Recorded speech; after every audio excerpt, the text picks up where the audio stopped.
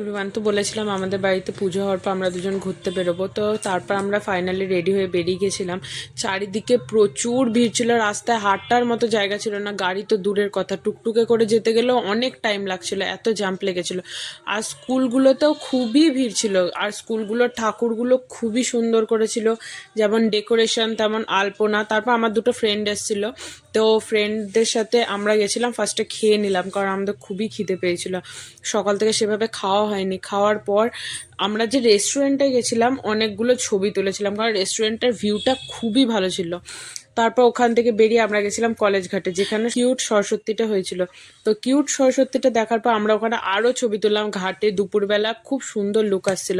তারপরে ঘাটের ছবি তোলার পর আমরা আরেকটা কলেজে গেছিলাম ঠাকুর দেখতে, সেই ঠাকুরটাও খুব সুন্দর হয়েছিল। আমরা এত টায়ার্ড হয়ে গেছিলাম, আমি তো নিজের গয়নাগুলোও খুলে দিয়েছিলাম। তো আজকের ভিডিওটা এই পর্যন্তই, দেখা হবে পরে মিনি ব্লগে।